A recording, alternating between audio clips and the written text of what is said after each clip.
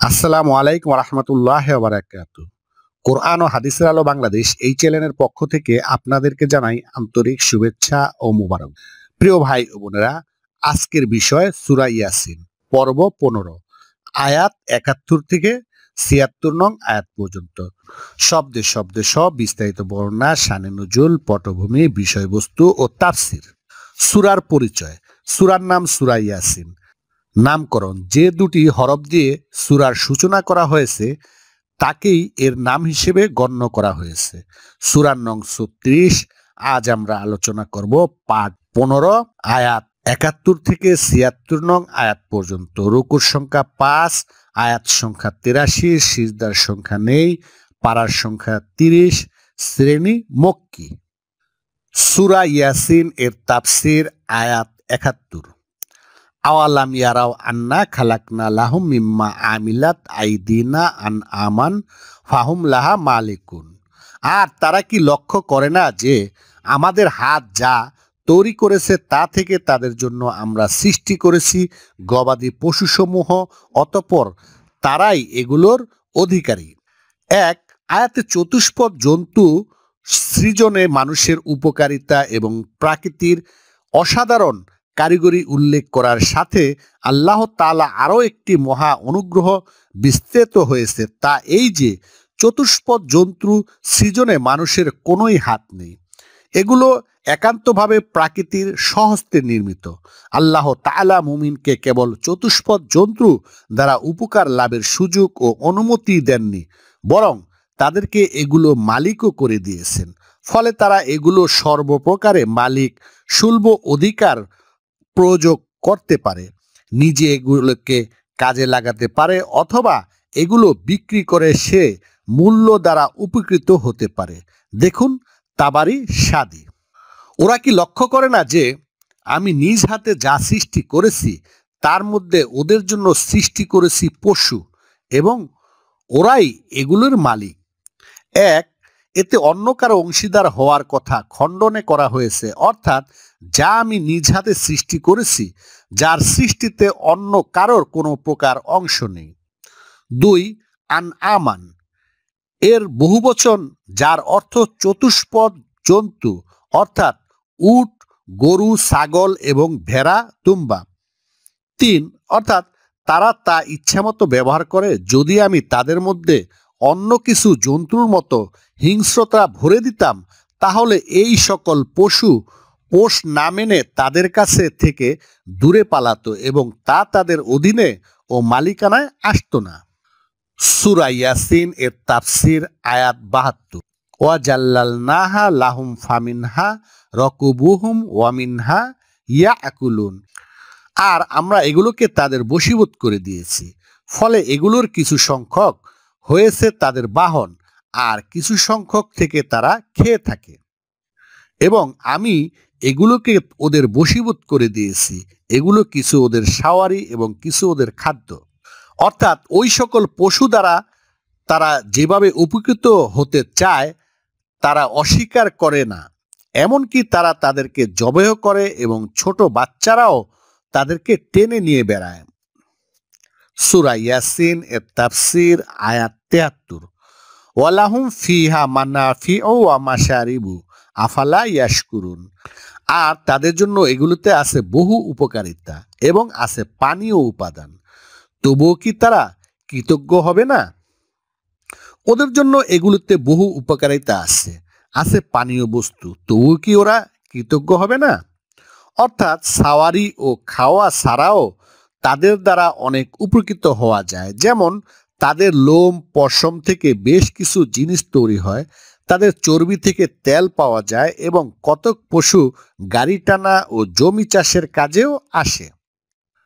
সূরা ইয়াসিন এর তাফসির। আয়াত 74। অত্তাখাযু মিন দুনিল্লাহি আলিহাতান লাআল্লাহুম ইউনসারুন। আর তারা আল্লাহর পরিবর্তে অন্য ইলাহ গ্রহণ করেছে এ আশায় যে তারা সাহায্যপ্রাপ্ত হবে। ওরা তো আল্লাহর পরিবর্তে অন্য উপাস্য গ্রহণ করেছে এ আশায় যে ওরা সাহায্যপ্রাপ্ত হবে। এটা তাদের আল্লাহর প্রতি অকৃতজ্ঞতার বহিঃপ্রকাশ যে উল্লেখিত যে সকল নিয়ামত সমূহ দ্বারা তারা উপকৃত হচ্ছে তা সবই আল্লাহর সৃষ্টি, কিন্তু ওই সকল নিয়ামতের উপর আল্লাহর ইবাদত ও অনুগত্যর মাধ্যমে কৃতজ্ঞতা জ্ঞাপন করা বাদ দিয়ে তারা অন্যদের প্রতি আশা পোষণ করে ও তাদেরকে উপাস্য বানিয়ে নেয়। সূরা ইয়াসিন এর তাফসীর আয়াত ৭৫। লা ইয়াস্তাতিউনা নাসরাহুম ওয়া হুম লাহুম জুনদুম মুহদারুন। কিন্তু তারা এসব ইলাহ তাদেরকে সাহায্য করতে সক্ষম নয়, আর তারা তাদের বাহিনী রূপে উপস্থিতকৃত হবে। এখানে জুন্দু এর অর্থ প্রতিপক্ষ নেওয়া হলে আয়াতের উদ্দেশ্য হবে এই যে তারা দুনিয়াতে যাদেরকে উপাস্য স্থির করেছে তারাই কিয়ামতের দিন তাদের প্রতিপক্ষ হয়ে তাদের বিরুদ্ধে সাক্ষ্য দিবে। তবে হাসান ও কাতাদা রাহমাতুল্লাহ থেকে বর্ণিত এ আয়াতের তাফসির এই যে কাফেররা সাহায্য পাওয়ার আশায় মূর্তিদেরকে উপাস্য স্থির করেছিল, কিন্তু অবস্থা হচ্ছে এই যে স্বয়ং তারাই মূর্তিতে সেবা দাস ও সিপাহী হয়ে গেছে। তারা মূর্তিদের হেফাজত করে, কেউ বিরুদ্ধে গেলে তারা ওদের পক্ষ হয়ে যুদ্ধ করে, অথচ তাদেরকে সাহায্য করার যোগ্যতা মূর্তিদের নেই। অথবা আয়াতের অর্থ তারাও জাহান্নাম হাজির হবে, যেমন তাদের এ মূর্তিগুলোর জাহান্নামে তাদের সাথে উপস্থিত থাকবে। দেখুন ইবনে কাসির ফাতহুল কাদির। কিন্তু এরা ওদেরকে সাহায্য করতে সক্ষম নয়, অথচ ওরা এদের জন্য উপস্থিত বাহিনী। জুন্দু বাহিনী এর অর্থ হলো দেবতার সাহায্যকারী এবং তাদের জন্য প্রতিরক্ষা বাহিনী। মুহদারুন পৃথিবীতে তাদের নিকট উপস্থিত। উদ্দেশ্য এই যে তারা যে সকল মূর্তিকে দেবতা মনে করে তারা তাদের সাহায্য আর কি করবে, তারা তো নিজেদেরই সাহায্য করতে অক্ষম।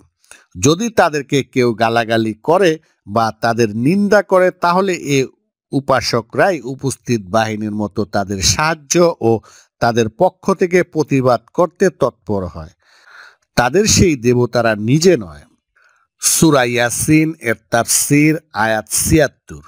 ফালা ইয়াহজুনকা কাউলুহুম ইন্না না'লামু মা ইউসিররুনা ওয়া মা ইউলিনুন। এতএব তাদের কথা আপনাকে যেন দুঃখ না দেয়, আমরা তো জানি যা তারা গোপন করে এবং যা তারা ব্যক্ত করে। এতএব ওদের কথা তোমাকে যেন কষ্ট না দেয়, আমি তো জানি যা ওরা গোপন করে এবং যা ওরা ব্যক্ত করে। চলুন বন্ধুরা ক্লাসে যাই। আউযু বিল্লাহি মিনাশ শাইতানির রাজিম। বিসমিল্লাহির রহমানির রহিম। আওয়ালাম অর্থাৎ কি না। ইয়া রাও, ইয়া আছে তারপরে উ আছে মানে তারা, মাঝে আছে র, র মানে দেখে।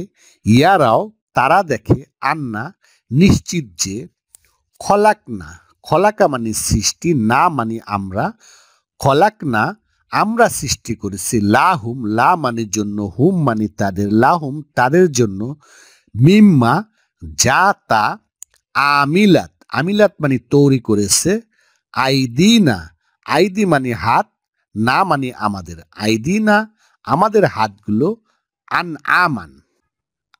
আমান মানে চতুষ্পদ জন্তু।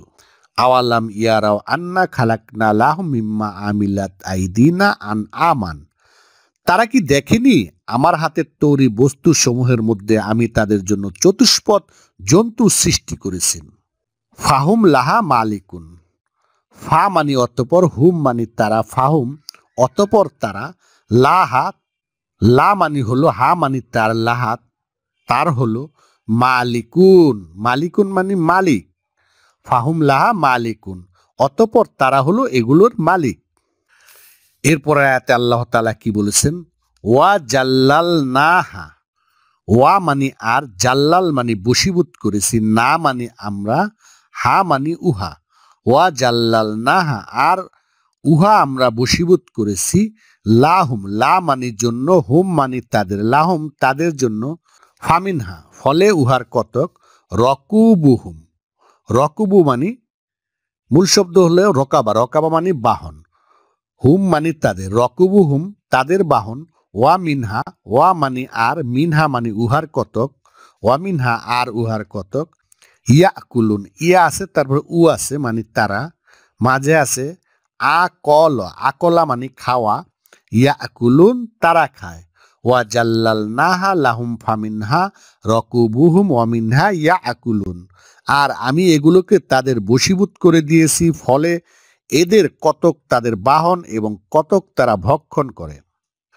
ওয়া লাহুম, ওয়া মানি আর, লা মানির জন্য, হুম মানি তাদের, ওয়া লাহুম আর তাদের জন্য, ফিহা এগুলোতে রয়েছে, মানাফিউ, মানাফিউ মানে বহু উপকারিতা, ওয়া মাশারিবু ও পানীয় উপাদান।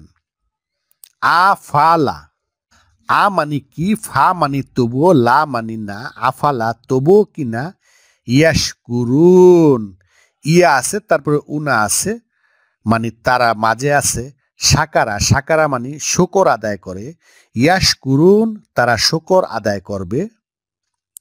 ওয়ালাহুম ফিহা মানাফিউ ওয়া মাশারিবু আফালা ইয়াশকুরুন, আর তাদের জন্য এগুলোতে রয়েছে আরো বহু উপকারিতা ও পানীয় উপাদান, তবুও কি তারা শকর আদায় করবে না?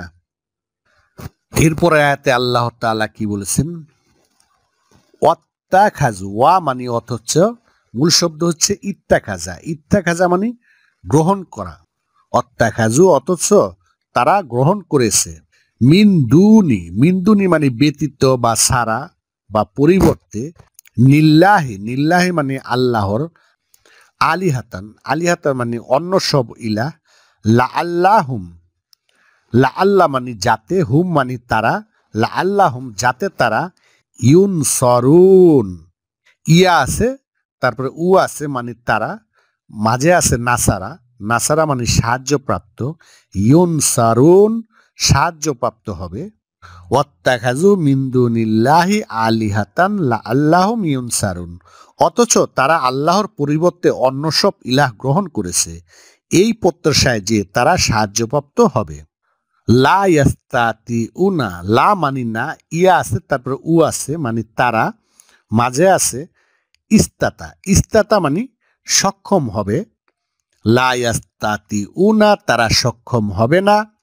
নাসরা, নাসরা মানে সাহায্য, হুম মানে তাদের, নাসরা হুম তাদের কোনো সাহায্য, ওয়া হুম ওয়া মানি এবং বা বরং, হুম মানি তারা, ওয়া হুম বরং তারা, লা হুম লা মানি জন্য বা বিরুদ্ধে, হুম মানি তাদের, লাহুম তাদের বিরুদ্ধে, জুন্দু, জুন্দু মানি বাহিনী রূপে, মুহদারুন, মুহদারুন মানে হাজির করা হবে, লা ইয়াস্তাতিউনা নাসরাহুম ওয়াহুম লাহুম জুন্দুম মুহদারুন, এরা তাদের কোনো সাহায্য করতে সক্ষম হবে না এবং এগুলো তাদের বিরুদ্ধে বাহিনী রূপে হাজির করা হবে। ফালা, ফা মানি সুতরাং, লা মানি না, ফালা সুতরাং না, ইয়াহজুনকা, কা মানি তোমাকে, মূল শব্দ হলো হাজিনা, হাজিনা মানে চিন্তিত করে, ইয়াহজুনকা তোমাকে চিন্তিত করে, কাউলুহুম, কাউলু, কাউলু মানে কথা, হুম মানে তাদের, কাউলুহুম তাদের কথা, ফালা ইয়াহজুনকা কাউলুহুম সুতরাং তাদের কথা তোমাকে যেন চিন্তিত না করে। এরপরের আয়াতে আল্লাহ তাআলা কি বলেছেন, ইন্না, ইন্না মানে নিশ্চয়ই, না আলামু, নুন মানে আমরা, মূল শব্দ হচ্ছে আলিমা, আলিমা মানে সে জানে, না আলামু আমরা জানি, মা মানে যা, ইউ সিররুনা ইয়া আছে তারপরে উ আছে মানে তারা, সিররুনা, সিররুনা মানে গোপন করে, ইউ সিররুনা তারা গোপন করে, ওয়া মা, ওয়া মানি এবং মা মানি যা, ওয়া মা এবং যা, ইউ লিনুন, ইউ লিনুন মানে তারা প্রকাশ করে, ইন্না না'লামু মা ইউসিররুনা ওয়া মা ইউলিনুন নিশ্চয়ই আমি জানি তারা যা গোপন করে এবং যা প্রকাশ করে। শুকরান জাযাকাল্লাহ। কোরআন বুঝে পড়ুন, জীবনকে আলোকিত করুন। আসসালামু আলাইকুম ওয়া রাহমাতুল্লাহি ওয়া বারাকাতুহু।